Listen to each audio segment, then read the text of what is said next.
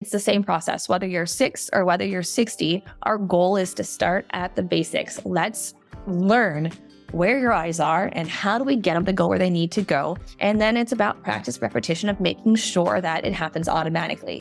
And so depending on the age, depends on, all right, when things are hard, we're human.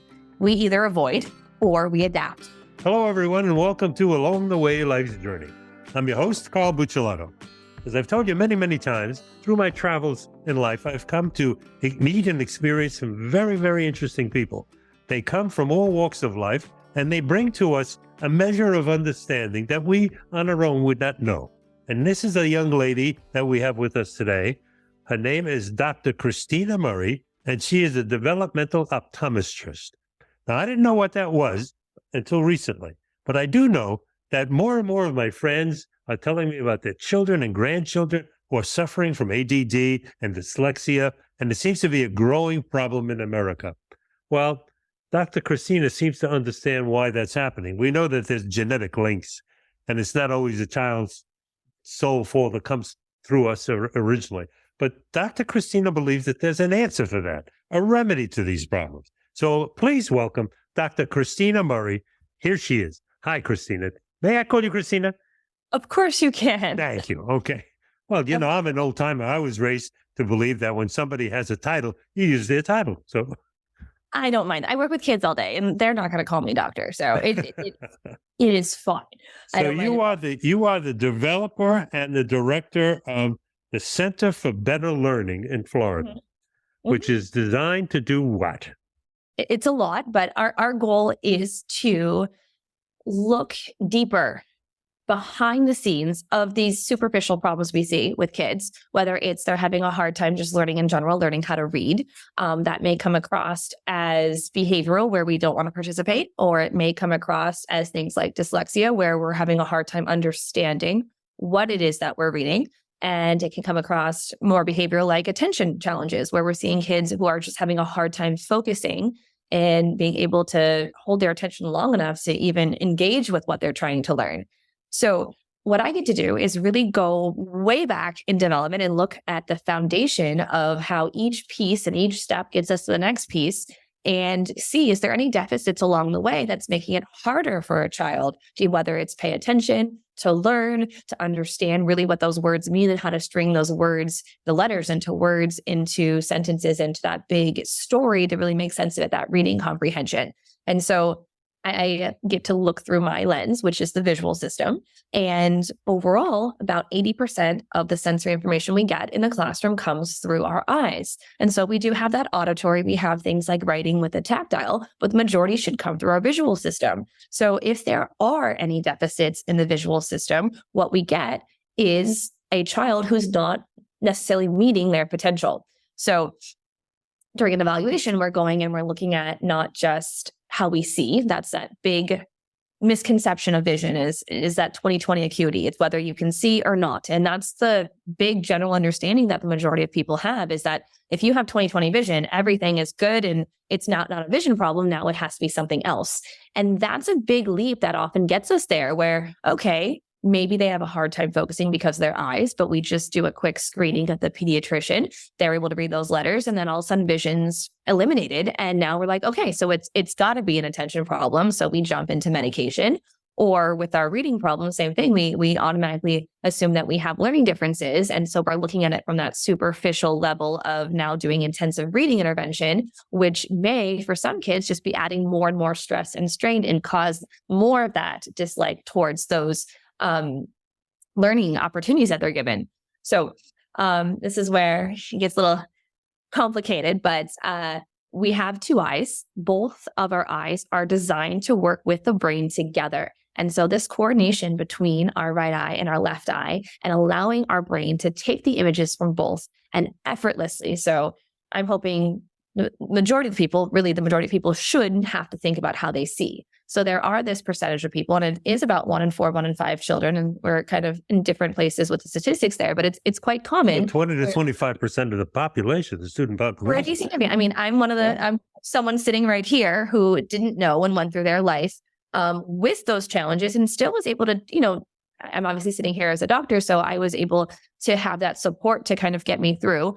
And then I found out as an adult, and we were able to do something then. There's no timeline here, but the big piece is it's very common, and it is a likely contributing factor to these attention problems, these learning problems, these reading problems. And so that communication between the two eyes and allowing our brain to effortlessly take the information in through that binocular 2-eye channel and being able to get our attention where it needs to be. So our eyes also have to focus in order to see clearly and comfortably. So when I look far away and when I look up close, I don't get to see at the same time. You can see far away or you can see up close. Just like a camera when it's doing those when you see it changing and looking at something in the distance versus at near, we can have a certain amount of depth of where we're able to see it in different instances. But for the most part, our eyes have to do something when we shift our attention.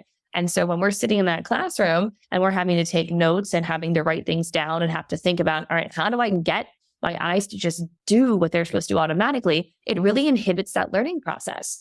And so that's where I start. I get to look at just from a very low level of how do my eyes work together? How do they communicate to my brain and send that image so it is not only single, also clear, but also effortless. If I have to think about seeing, we've got to give up on something else. And as we go through, that's where we start to see those pieces start to fall apart, where when we finally look at that top piece from that top down level, that, all right, so we have a child who's having a hard time. So I get to really dive down into each piece. So that's the beginning part. So just the basic functioning of our eyes. It's more than just seeing. There are a lot of visual skills, visual efficiency, or how do my eyes work together? And then we get into processing skills, and those are a little bit higher up. So that's the beginning. Okay. So then you have identified what the issue is.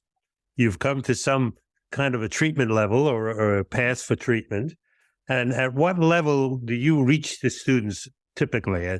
In the elementary level, in the preschool, in high school? Where do you come in? I come in anywhere. I work with plenty of adults too.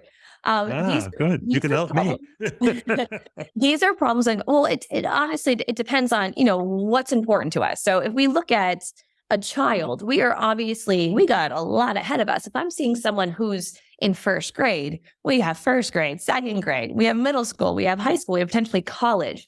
And so when we address these problems in first grade, that's my favorite. I love seeing 6 and 7-year-olds. I see kids very early on, depending on what's going on.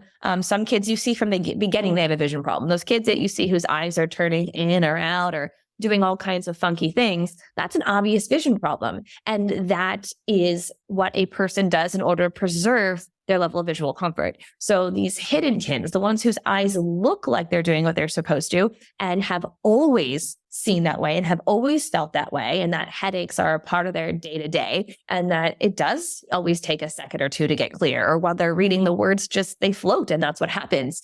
They don't really know any better. And so addressing it when they're younger just means that we get to not necessarily have to go through all of the frustration, the behavior problems that come up. It's usually my first graders where they are eager. They want to learn. They want to learn how to read. And then we see this just slow, steady decline. And then it kind of drops off by the time that we're in that 3rd and 4th grade when things get difficult. And they start getting bad impressions of themselves, terrible images, thinking that they're dumb, all those kinds of... Yeah, having grown up dyslexic myself, I understand what you're talking about. And that is the frustrating part, is once you make those decisions, then we have a narrative that we have created about ourselves. And to change things is it's going to take a lot of convincing. And so we work with kids throughout that entire process. And once I get a lot of kids at certain age groups. I get a lot of them in that 1st to 2nd grade where it's like, okay, we expect them to be reading now, but we're still just not quite meeting that. Then all of a sudden I get a lot of my behavior kids in 3rd and 4th grade who are like, okay, they were holding on. They were getting it. And all of a sudden it's like, they don't want to do it. They're fighting not to do their homework. They're resisting wanting to read. They don't want to read for fun. This love for learning that we expect to have in kids just isn't there. And then my least favorite group is my middle schoolers. They're just tough. They have, they usually don't have a strong feeling of self. They have that internal narrative where they just don't necessarily, is it worth all the effort?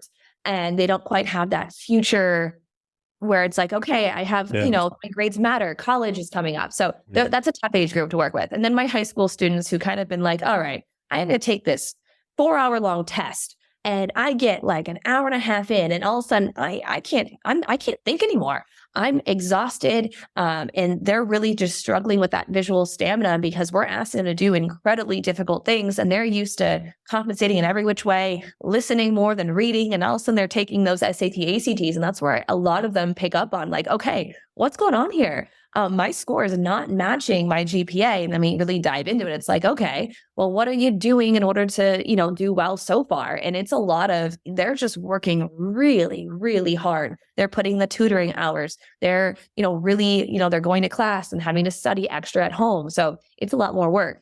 And then I get my adult population. These are people who they got through it. They'll recognize, yeah, I never liked reading as a kid. And all of a sudden, what happens? We all have these computer jobs and they're stuck staring at screens all day and they can't focus. They're looking, it's hard. They're moving in and out. They're getting back pain. And they're just not able to keep that attention. They have a whole bag of different pairs of glasses that none of them really seem to help and work. And I get a lot of them there too. And with them, it's the same process. Whether you're 6 or whether you're 60, our goal is to start at the basics. Let's learn where your eyes are and how do we get them to go where they need to go. And then it's about practice, repetition of making sure that it happens automatically. And so depending on the age, depends on, all right, when things are hard, we're human. We either avoid or we adapt. And so that's a lot of what I get to look into is, all right, what adaptations have you made in order to be able to continue to be a successful person? Or have we just given up? We don't want to participate. And that's a lot of those kids we see with the attention where it's like, I can't hold my attention. So I don't want to do it. And so they avoid. And a lot of that comes across as that those attention deficit behaviors where we're asking them to sit and read. And they're like, no, I want to go play outside. And a great deal of their future potential is lost. Exactly. And so that is, this isn't something that is exclusive to any demographic in particular. No, it's a human condition, of course.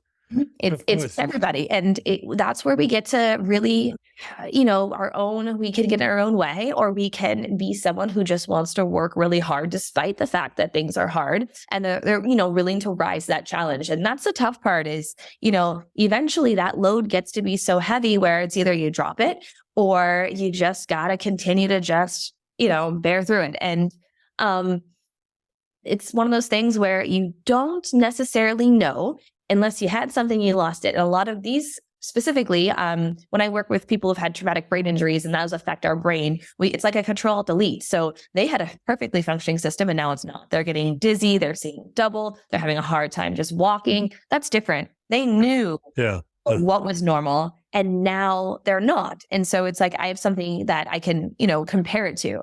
The part here is we don't know. My story goes, when I read, words floated, they went double when I read, every time I read, and I assumed that's what happened to everybody. No one asked me if I ever saw double, and that wasn't a narrative that I ever heard to even know there was a problem until I was done with my undergraduate studies and just frustrated that I feel like I didn't really learn a whole lot. I kind of went through the motions of, getting grades and cramming to take a test and passing my test. But in the end, I'm like, I have a whole college degree. How am I going to work and have a job if I didn't really remember what I learned? And that's a huge part of learning requires foundations and building blocks. And this system that I'm talking about requires foundation and building blocks to work. And when we are just trying to build a house and we are missing half the tools to do it and half the pieces, it's not going to stand strong. And it's going to, really waver depending on what life throws at us. So that's my goal here is to educate and to just let parents know that there are other possibilities, even if we've been told that, okay, it's not a vision thing. We have to look at vision from a different lens. We have to look at it through function and we have to look through visual processing, not just this visual acuity, which is just the standard of what we've always heard our whole lives. Yeah, especially since the alternative is that the big pharma is so eager to push meds onto kids and put them into stupors and what it was they were doing years ago, the Ritalin, where the kids were half alive, what a horrible thing to do to a generation of children. It was terrible. Yeah. And it is still rising. We are still seeing every year there's more and more kids who are putting on these medications. And, our system itself, there's a lot that in the last few years have changed, and not everything, it was just, unfortunately, the events, we went and we had to close down a society. So we really switched over to being a screen dependent society. And we were already heading in that direction already. And now it's everybody. We have little kids on screens. We have, most of adults' jobs are on screens. And our visual system was never designed to stare up close. There was never a need for that in biology. Right. And so when we look at what we, did generations ago, no one was sitting and staring up close. This whole concept of reading is something we made up as humans. It's an incredibly powerful thing we do, but there's no reading centers of our brain. There isn't any particular place there that, has a biological drive to say that you're going to read. We do that by putting together all these amazing things our brain can do, but we have to have all the pieces working efficiently for us to really do that. It's amazing. Learning how to read is one of the hardest things we can do. And yet most of us do. And for those where everything goes, for the most part, we teach ourselves. The kids who really have to work hard on it, and obviously this isn't the only piece that can be involved, but this visual piece, if it's there, it plays an enormous role where if we address it, all of a sudden that really daunting, difficult task becomes a lot easier. My ability to hold my attention focus becomes a heck of a lot easier. So I'm more willing to do it. Quite an accomplishment for hunter-gatherers, isn't it? I mean, we were basically created to survive on this earth without those functions. And yet we have adapted. Our brains have allowed us to, well, that's why mankind has adapted to become the rulers of the world, because we have a brain that changes and adapts to what the conditions are around us. And that's certainly something, when you say that, I never thought of that before. We weren't built to read.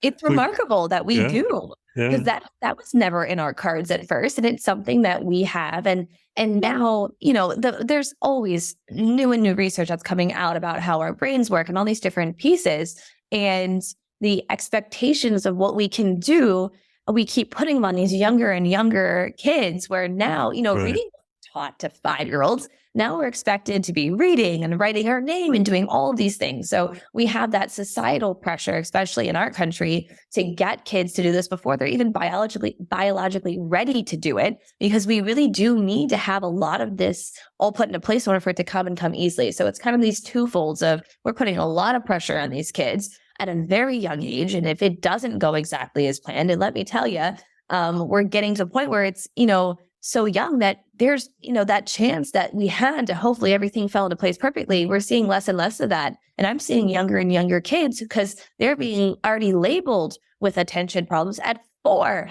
And when you think about it, what 4-year-old, you're not supposed to be able to, you're supposed to be out playing and climbing and jumping. And, and now we're putting these kids in these classrooms and are saying, okay, write your name because you've got to be able to do this. But use the proper pronoun, and all these different pieces. It's a lot of pressure. And parents are feeling it too. So they're, really pressuring their kids to not necessarily do what they should be doing that really helps build this brain and understanding, because our brains learn through movement, and the amount of movement that we are getting is just decreasing. And we're spending more and more times in a sedentary, in front of screens, in front of whatever devices, or even, with books and paper at a younger age than what we were before. It's not so much looking at the pictures now, but enjoying the story and learning how to visualize and being able to, get into that creative part of our brain that helps us put all that information together. Now it's, all right, look at the words and start to recognize these letter patterns. And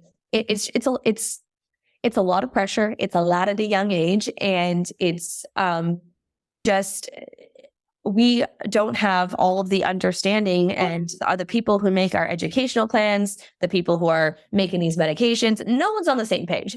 And so we're all just trying to, look at everything from our own lenses. And that's a huge part of what I'm trying to do in general, is to get this, not just, I'm the eye person, but I'm the eye person who likes to work with the motor people, my occupational therapist, my physical therapist, the speech, my speech language, and then look at it from that bigger side, our reading programs, our tutoring programs. and really look at how all of these, the education side, the developmental sides, and all these pieces all fit together, and how when we look at a kid from this big lens and get to see where they are, we can focus on, okay, what do we need to do to get them from point A to point B? And Okay, what do we have to go back to? So how do you get involved in the first place? Does a local school board contact you and say, come in and evaluate our classes? How do you, because I know that the school board is bureaucracy. How do you get in there to do what you have to do? How did it start? I wish.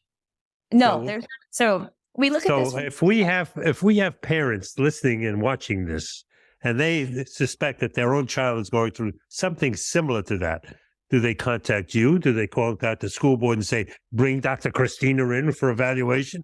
How do we get this rolling? And this is my this is my life goal. And so when I say life goal, because I wish it was that easy, but it is changing our understanding as an entire society and looking at it from an entirely different perspective than what we are. So this is where we got to see two sides. The majority of kids that I see, unfortunately, are coming from private schools. The reason is, at a private school, they can go to you and say, hey, I think your kid's having this problem. Go see me or someone else, go see a developmental optometrist and see if this is, is this contributing to your child challenges? And they can say that, and they don't have the same obligation where if they say anything that they're now having to pay or to be responsible for that. Right. So this is where with my public school students, it is so frustrating because I can't tell you how many teachers that I know that their children have seen me, who understand, who are crying on the inside because they see this in their children in their classroom, and they can't say a word because if they do, they can get themselves in trouble and open up this huge problem where now the school district is going to be responsible. And it's heartbreaking for them because a lot of them just don't even know. They see these kids who are struggling and they're just, they want to do the best they can help, and they don't have that education and that knowledge base to do so. And then we have this other part who are aware and they can't do a darn thing about it. And so it's very frustrating. And so when we look at this, from that education side, we have labels, we have learning differences, we have dyslexia, we have attention, and how we deal with them is in a very superficial way. We do intense reading intervention. We pull the kids out of class. They get separated and isolated from their classmates and, are doing these grammar drills, or they're put on medication. They're put on behavioral plans, and those things, even though they're trying to help, they're not necessarily addressing the problem at the source. And these kids just kind of go through with their plans. They have their IEPs, they have their 504s, and we never quite get to the bottom of it. They just kind of, are there to make sure that kid gets pushed through. But is their potential reached? I mean, it's, some kids work really hard and, maybe it's not going to have a huge detriment, but there's a lot of them where that's it. They're not getting the help that they need. And so if you ask me, what should happen is exactly what you're saying. We look, we identify, we check, and then we go through those steps in order to make sure that they're getting that help. And that is what I'm trying to do is, raise awareness. And that's what we're here doing. We're talking about it because we don't know about these things. We don't know there's something else there, that there's some other avenue we can go down, something else we can look at to potentially find not only a cause, but something where we have a cause and a very clear line of what do we do about it. So we come out the other end where we don't have these problems anymore. Or if we do have, still, a dyslexic brain, or we still have a brain that does have a hard time paying attention, it's at least a lot easier. And we have, where that problem is now this massive mountain. Now it's just a little hill we're having to climb over. So educating, understanding, and then the big goal is to, first of all, find a plan to help these kids because there's so few of us. The reason why you haven't heard of us is because we don't have a voice. So how many places like yours are there in this country? I know you have 2 locations in Florida, one in Coconut Creek and one in Boynton Beach. And I have 3. 3. Okay. Where's the third? Where's the Palm third? Beach Gardens. Palm Beach Garden. Well, we're going to put all that information in the show notes so people, you don't have to write it down right now, but they'll be in the show notes how you can reach Dr. Christina for information about your own children, or how you might get involved with local school board, or how you might recognize that there's a need and she needs help to get this word out. But how many other groups like you are there in the country? I wish I knew the exact number, but there's just a few hundred of us. There's really not a whole lot. When I look at even my own class that I graduated with, I don't know anyone else who works in this part. And so there's very few of us who really, have dedicated our careers to this population of patients. Because I'm sure you can't come across a group of people without seeing people with glasses. I mean, there's an enormous need for people just to have glasses and corrective vision, Right. And that's even rising, exponentially. But then this other piece of function, it's a tough one to get into, partially because of just the bureaucracy of it all. As much as I'd love to be able to accept insurance plans or how schools should be paying, because there's educational pieces of this. We don't have that. And so the tough part is it's falling on the parents. And for those of us who are in this, we have these bleeding hearts. We want to help everybody, but it's hard. It requires, a lot of people, a lot of education. Yeah, and I can imagine that the insurance companies have already been battled into accepting coverages that include medication. And if they would be led to understand how these kind of treatments in the long run is much cheaper than providing medications for years and years and years, they might be able to see the financial benefit of backing you. And if they back you, of course, you have entree in the schools, but that's a whole different thing. It's tough. And same thing with the schools. They're having to do all these interventions and all these services and these, long-term education plans where, for the most part, if this is a piece of your kid's puzzle, within a year, and it's usually about 6 to 9 months of actively working on solving the problem, rewiring the brain and making these processes automatic. So within a year, all of a sudden, we don't need all of this extra support. We don't need to be spending our afternoons in tutoring, through high school and having that person handhold us through every piece. We're not having to do these, super intensive grammar programs if we catch them early enough. For the kids who missed it, unfortunately, they still have to learn those skills. So they often have to go back and do that. But that's the goal, is understanding, learning, and intervening early. So it's not having this drastic, especially when you said originally that 20 to 25% of the student population could be impacted by this. I mean, we're not talking about 2 or 3 points that, the bureaucrats would say it isn't worth the effort to change. You're talking 20, 25% of the population. And the impact on what the education would be as it goes forward beyond that 1 year is incredible. The output and the production of that individual in their later life as a contributing member of society is incredible.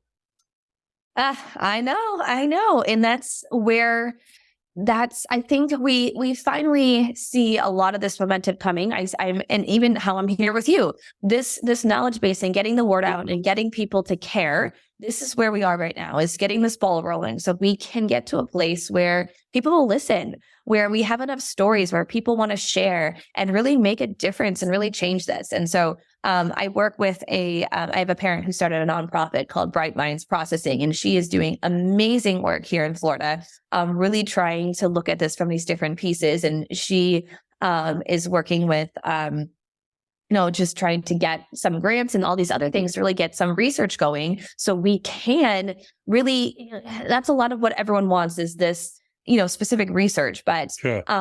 It's tough because we're looking at each kid as their own person. And when we look at medicine, everything has to be exactly the same in all these specific ways in order for it to be valid in their eyes. It's amazing how, a parent can come across and have this amazing story, how it changed their kid's life. And they're just like, okay, but that was your kid. And so that's, we have, thousands of these stories, hundreds of thousands of these stories. We look at all of us, and it's still, we're getting to, for some reason, still not good enough. And so that's where I want to come in. And that's where my goals are over the next few years, is to really not only find a way of showing this and looking at these from these psychoeducational, where we have kids who had IQs in the 80s when they do this test the first time. And all of a sudden we work on this one system and we're seeing 120s, 130s. That's not supposed to happen. Miraculous. Your IQ should not be, 50 points skewed based on, my ability to sit and pay attention and be able to process the information that test is asking me to answer. And so that's a lot of what I want to do, is be able to show how, something IQ, that should be innate to a person. We shouldn't see fluctuations by, any massive degree, and show how, these specific interventions we can do can really not only, transform that person's understanding of what they're doing, that IQ point is testing, but also, their confidence, their willingness to want to participate, to want to go on and do harder, tough things. So that's what I'm hoping. That's my next step right now is, I love working with everyone on, each individual story is amazing. And it's so rewarding. I love what I do day in and day out, but I still have this bigger mission in mind where we've got to change things. A lot of things need to change in order for us to be even able to help the amount of people who need to be helped. And so step by step, piece by piece, we're working on it. Ladies and gentlemen, I tell you all the time on this show, stand up, America. When you hear something like this that impacts you and it is the right thing to do, stand up and do something, contribute, offer to help, talk to your local politicians, talk to your local school board, let them know there are answers, and they need to put together some kind of a committee to evaluate it, to address it, to support people like Dr. Christina, because they're your own children, for God's sakes. That's the future of this world. If we can't take the time to stand up for our children, what will we stand for? Nothing. We'll fall for anything. Not good. Not good. I think that's, for those of us who work in child development, we are seeing a huge shift where even a few years ago, because I haven't been practicing for that long, even, in the last few years, we're seeing this shift just where our attention spans are decreasing as a society as a whole. There's a lot of just disinterest in, going and wanting to work together as a community. We're a lot more, we have more of these selfish mindsets and all these different pieces that we see that are happening because we're losing this, this is to me a team effort. And it's amazing how, if we all just work together, how much we can do, but we're seeing less and less of that. So I would appreciate any and all help we can get, because I wish, I can do everything myself, but I'm not.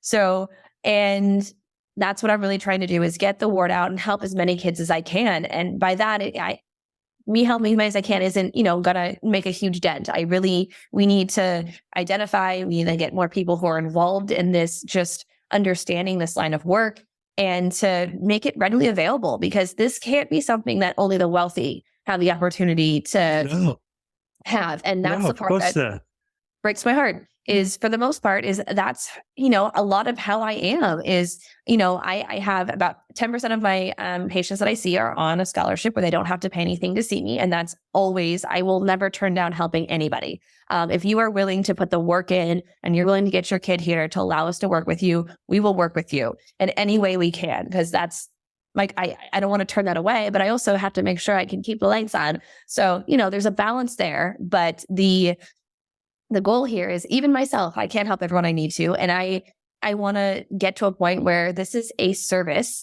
that we can identify, and we can get it out to the masses. So anyone who does need it has access to it. And I cannot wait until we have a world where, we're not looking at, the state of Florida has about a 40% literacy rate. That is crazy when we look at it. And a lot of it has to do with the fact that, if we don't, some people just, they don't have the resources, they're not given the opportunity. And so it's it. And that's the, again, that narrative they have in their brain is it's not for them. So it's hard to look at when we look at this, as a global part of how much impact we can really have and how much change we can have in this world just by knowledge, sharing it, and getting a plan together. Okay, you hear the call, folks. I said a moment ago, in the show notes, you're going to see information where you can contact Dr. Christina, where the 3 locations are, her email address, telephone number. you have a child that needs evaluation, you want to get involved with a great cause and just figure out how you can put groups together in your own community and support this knowledgeable effort, contact her. It's all in the show notes. And we're unfortunately at a closing time. We've gone through our time already. So I'm going to give you, Christina, I'm going to give you a few minutes to say whatever you'd like to everyone watching out there, anything you'd like, and then I'll do my close. All right. So I think the most important part is, I know we kind of talked about this from a big perspective, but I think really understanding the type of kid we're looking for, to kind of see if you see this in your kids. So the key parts here are, I do have a pretty cool interactive checklist on my website where if you go through, there's a bunch of things where you can check off and it'll actually give you points for each score to kind of see, okay, is this likely to be a problem, or are we, potentially looking at something else as a problem? But the big parts are when we see kids who are struggling with reading, we see kids who are having a hard time focusing. We see kids who we saw at, when they were younger, have an interest in books and reading, and now are showing, more of a fight to not want to do it. Kids who are frequently complaining of headaches, or kids who, say that they're seeing blurry. You take them to their eye doctor or even do the pediatrician screening and they come back 20/20.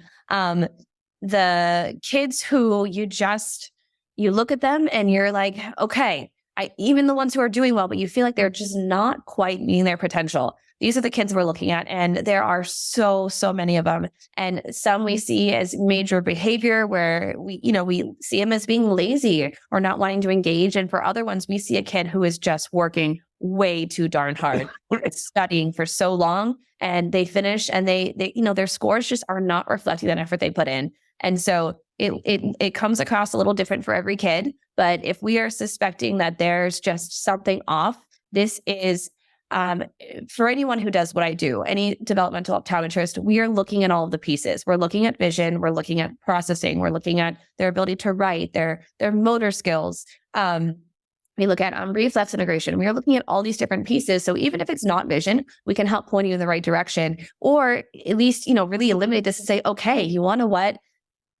It is the right decision. Your kid really does have an attention problem, and it's not coming from their inability to attend. It's coming from something higher. And so we can feel, not so guilty about putting their child on the medication or, getting that proper testing, or Right. the same on the reading side. And so it's for any kid, behavior, challenges with learning, attention deficit or dyslexia. If we don't look at this piece first, there's a very, very good chance we are missing a huge part that can potentially change the entire trajectory. And that is my message here, is just look at it from a little bit deeper. And just as much as I love all of my colleagues who work in the eye world, they don't have the infrastructure to look at this at that deeper level. They don't have the time to really dive into these pieces. It does take about an hour and a half to 2 hours to go through everything. And so finding a developmental optometrist, and we'll put the link as well, because it's called the College of Vision Development. That's the group of us who